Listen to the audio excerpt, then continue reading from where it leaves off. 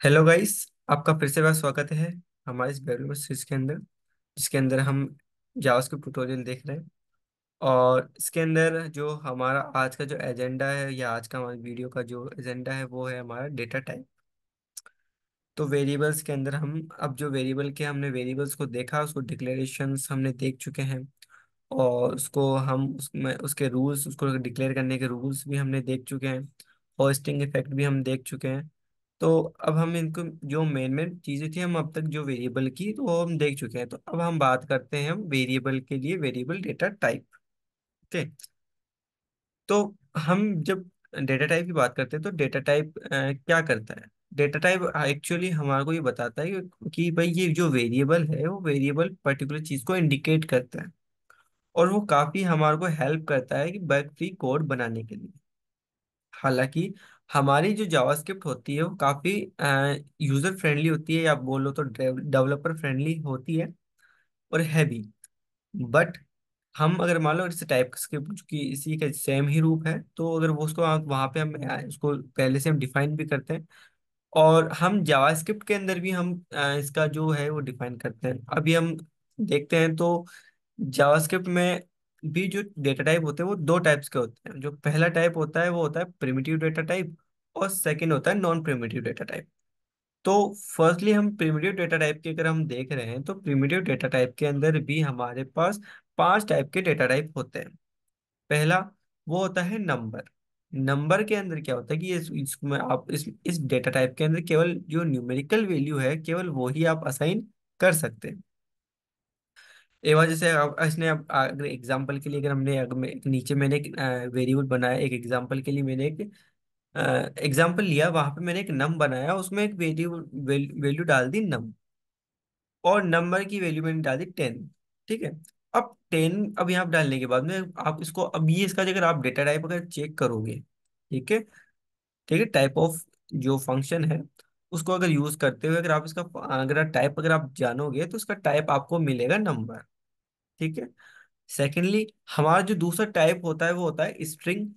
कि अगर हम किसी वेरिएबल में अगर कोई सी स्ट्रिंग को ऐड करा देते हैं, लाइक दिस एग्जांपल, तो इसका जो टेक्सचर होता है, जैसे ये रिप्रेजेंट है texture and data and and close within the single quote and double quote. ठीक है, आप सिंगल कोट या डबल कोट आप इसका यूज कर सकते हैं। और अगर इसका यूज करते हुए अगर आप इसमें कोई भी असाइन करते हो, कोई भी चीज अगर कोई वैल्यू आप असाइन करते हो, तो वो वैल्यू एज ए स्ट्रिंग आपके वेरिएबल में सेव हो जाएगी। ठीक है। तो हमारा सेकंड जो टाइप था वो स्ट्रिंग। अब हमारे पास जो थर्ड जो डेटा टाइप होता है वो डेटा टाइप होता है बुलियन। बुलियन की वैल्यू दो ही होती है, या तो वो ट्रू होगा या फॉल्स होगा। ठीक है। तो ये लॉजिकल भी होता है कि हम अगर जब इफ एल्स कंडीशंस लगाते हैं तो उसमें भी ठीक है, तो काफी हद तक काम आता है कि वो लॉजिकल होते हैं, या तो ट्रू होगी या फिर फॉल्स होंगी। एग्जाम्पल के लिए मैंने भी लिखा है कि अगर कोई लेट अगर मैंने इज स्टूडेंट, ठीक है, अगर वो ट्रू है ट्रू, अगर वो स्टूडेंट नहीं है तो फॉल्स आए। ठीक है। और अगर आप इसको भी अगर डेटा टाइप अगर मान लो ट्रू अगर बिना किसी कोड के अगर आप इसको लिखते हैं तो वो एज ए बुलियन ही एक्सेप्ट किया जाएगा। ओके। नेक्स्ट बात करते हैं हमारे अनडिफाइंड की। अनडिफाइंड अनडिफाइंड भी दो तरीके से होता है। एक जैसा भी मैंने एग्जांपल लिख रखा है वैसे, और साथ साथ अगर आप जैसे मैंने लिखा let age equal to undefined, अगर मैं ऐसे भी लिखता हूं तो भी वो अनडिफाइंड ही होगा। ठीक है। तो लेकिन इसकी मतलब इसका मतलब ये है कि वो वैल्यू अभी डिफाइन नहीं करी गई, मतलब उस पर्टिकुलर वेरिएबल के अंदर कोई वैल्यू डिफाइन नहीं करी गई है। ठीक है। बट इन फ्यूचर वो डिफाइन की जा सकती है। डिक्लेयर्ड है बट डिफाइंड नहीं है। ओके। फिर बात करते हैं हमारे पांचवा टाइप होता है, वो होता है हमारा नल। ऐसा नल जो होता है ये अपना ये कोई भी वैल्यू एब्सेंस वैल्यू, ठीक है, और ऑब्जेक्ट को ये दर्शाता है। अगर आप इसको अगर आप अगर डेटा इक्वल टू नल है तो एक्चुअली वो आपको एक रिप्रेजेंट करता है कि उसमें कुछ भी नहीं पड़ा, एक तो वो भी, और एक वो अगर आप सब ऑब्जेक्ट बना रहे हो तो उसको उसको भी आपको उसको भी रिप्रेजेंट करता है नल। ठीक है। अब बात ये तो हमारे थे प्रिमिटिव डेटा टाइप। अब बात करते हैं हम नॉन प्रिमिटिव डेटा टाइप। तो हमारे पास non primitive data type mainly तीन टाइप के होते हैं। ठीक है। हालांकि अगर आप कई जगह अगर आप सर्च करोगे तो आई नो कि आपको जैसे मैप और सेट ऐसे वो भी देखने को मिलेंगे, बट वो अपग्रेडेड है, वो इन्हीं का इवोल्व रूप है। ठीक है। अगर ये बोलूं कि एरे, तो एरे भी ऑब्जेक्ट का ही इवोल्व रूप है, क्योंकि एक्चुअली जावास्क्रिप्ट में एरे नाम का कोई कॉन्सेप्ट होता ही नहीं, ओनली ऑब्जेक्ट्स होते हैं। ठीक है। बट जावास्क्रिप्ट को इस तरीके से इवोल्व किया जा चुका है कि हम जैसे अदर प्रोग्रामिंग लैंग्वेज की तरह हम इसमें भी एरे हम बना सकते हैं। ठीक है। इसलिए मैंने एरे को भी यहाँ पे ऐड किया है कि वो भी अपना, क्योंकि हम एकदम इसको सेपरेटली हम यूज करते हैं, जो हम ऑब्जेक्ट के साथ करते हैं वो हम एरे के साथ भी हम कर पाते हैं। वही प्रोटोटाइप हम ऑब्जेक्ट के साथ भी यूज करते हैं, फंक्शन की यूज साथ भी करते हैं और एरे के साथ भी करते हैं। ठीक है। और हम जो प्रीडिफाइंड फंक्शंस या, ठीक है, आप फंक्शन हम बना सकते हैं या पॉलीफिल्स बनाते हैं, तो हम पॉलीफिल्स भी इन तीनों की हम बना सकते हैं। ठीक है। इसलिए मैंने इसको ऐड किया। अब बात करते हैं ऑब्जेक्ट की। तो ऑब्जेक्ट क्या होता है? ऑब्जेक्ट क्या होता है? जो मतलब कि आप ये कह सकते हैं कलेक्शन होता है, जो की और वैल्यू का मतलब एक पेयर बना करके उसकी उसको स्टोर किया जाता है। तो इस प्रकार के जो डेटा होते हैं उस डेटा को हम कहते हैं ऑब्जेक्ट। ठीक है। और अगर हम एरे की बात करें, तो एरे में क्या होता है कि कलेक्शन होता है बट एज ए ऑर्डर्ड होता है। कि एक ऑर्डर के अंदर, जैसे अब उसमें इंडेक्स 1, इंडेक्स 2, इंडेक्स 3 ऐसे ऑर्डर वाइज होता है। अब ऑर्डर के अनुसार उसमें डेटा को स्टोर किया जाता है, तो वो हमारा होता है एरे। ठीक है।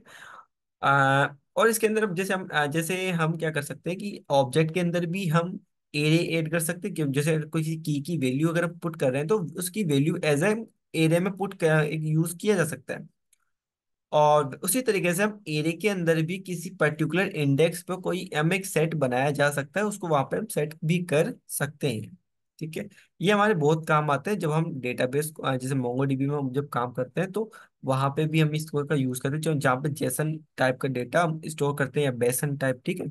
क्योंकि मोंगोडीबी बेसन टाइप होता है, क्योंकि बेसन को ही स्टोर करता है, वो जेसन नहीं समझता। ठीक है। वो बेसन पे फॉर्मेट पे काम करता है, लेकिन बेसन और जेसन लगभग इक्वलाइज होता है। ठीक है।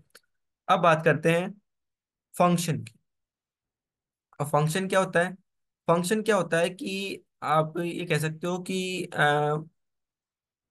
लगी first class citizen in the JavaScript. ठीक है। कि ये कह सकते हो कि भाई जो अब आप अगर कोई फंक्शन आप बना रहे हो, ठीक है, अब एक्चुअली आप देख सकते हो उसको एक क्लास मानो, जो भी आप एक स्क्रिप्ट लिख रहे हो तो उसको एक क्लास मान सकते हो।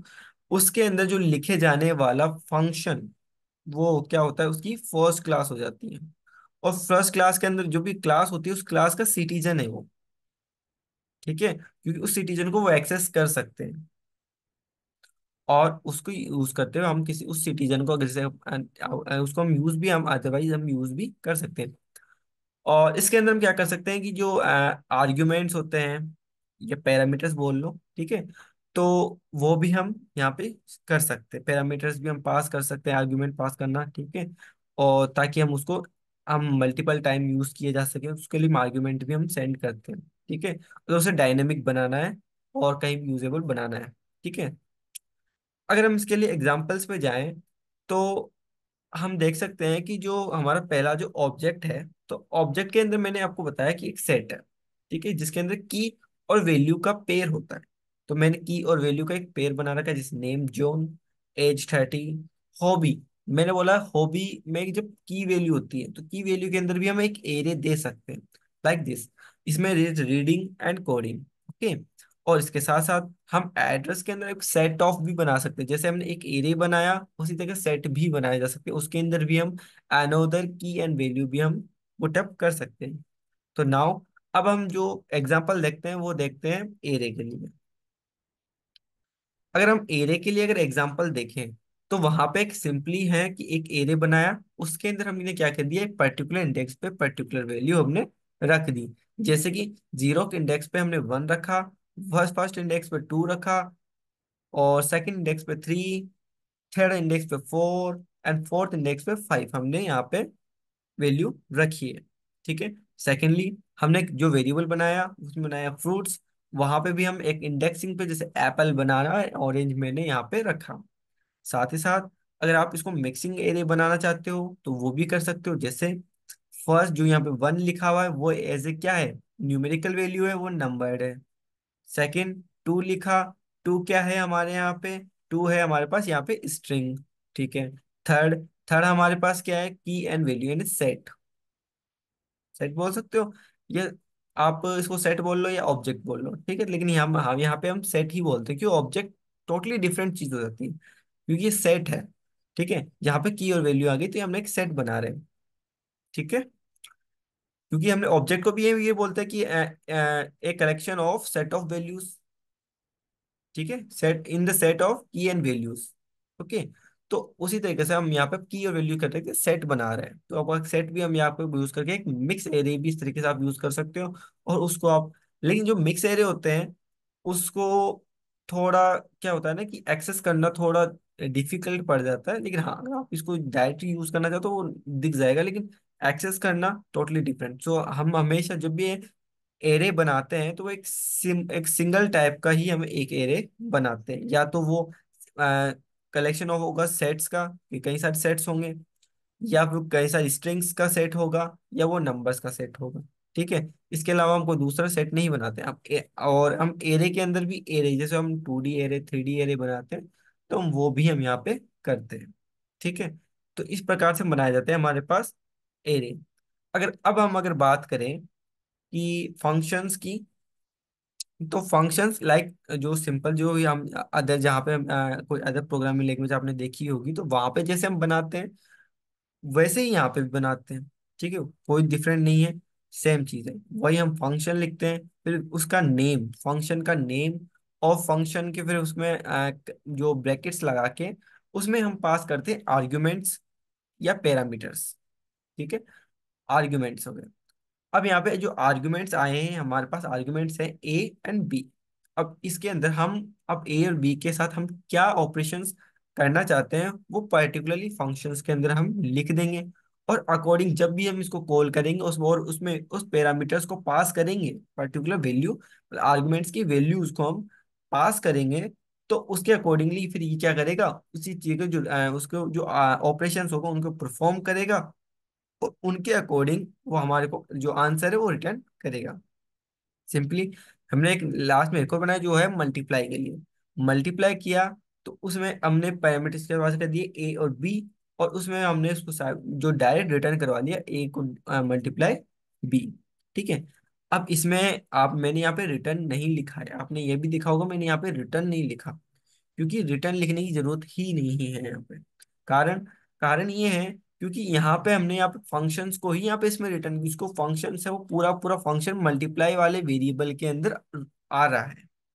ठीक है। अगर हम मल्टीप्लाई करें तो वो उसके अंदर आ रहे हैं। अब उसकी जो वैल्यू है वो ही वैल्यू यहाँ पे ए मल्टीप्लाई बी हो जाएगी। ओके। तो डेट्स वाई ये ऑटोमेटिकली रिटर्न कर रहा है। कि हम अगर अपने इस तरीके से लिखते हैं, क्योंकि हमने यहाँ पे लिखा है एरोबेस जो, ठीक है, हमने एरोबेस फंक्शन बनाया है। ठीक है, तो हमने एक नॉर्मल फंक्शन बनाया और हमने एक एरोबेस फंक्शन भी हमने बनाया है। ठीक है। तो इसी के साथ जो हमारा जो वेरिएबल का था कि हमने डेटा टाइप हमने देखना था, तो वेरिएबल डेटा टाइप्स हमारे पास आज जो पढ़ना था उतना हमने आज हम देख चुके हैं।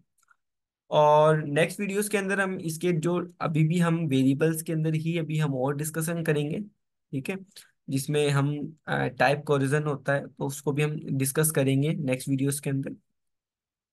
और अगर ये आपकी जो हमारी जो वेब सीरीज वेब की सीरीज है जो जावास्क्रिप्ट का जो ट्यूटोरियल है, अगर आपको देखने में अगर इंजॉयमेंट हो रहा है और आपको कुछ सीखने को मिल रहा है, कुछ नया सीखने को देखने को मिल रहा है, तो और अगर आप चाहते हैं कि ये किसी और को भी सीखने को मिले तो आप इस वीडियो को आप शेयर कर सकते हैं। अगर आपको कोई सजेशंस हो या आपको कोई डाउट्स हो तो वो आप हमें कमेंट कर सकते हैं। और अगर ये वीडियो में अगर आपको पसंद आई तो आप इसे लाइक कर सकते हैं, और इसको सब्सक्राइब भी, इस हमारे चैनल को सब्सक्राइब भी कर सकते हैं। और हम मिलते हैं फिर नेक्स्ट वीडियो के अंदर जिसके अंदर हम और भी वेरिएबल्स के अंदर अभी और डिस्कशन करेंगे। तब तक के लिए हम अभी आपसे इजाजत चाहेंगे। मिलते हैं फिर नेक्स्ट वीडियो के अंदर। Thanks for watching.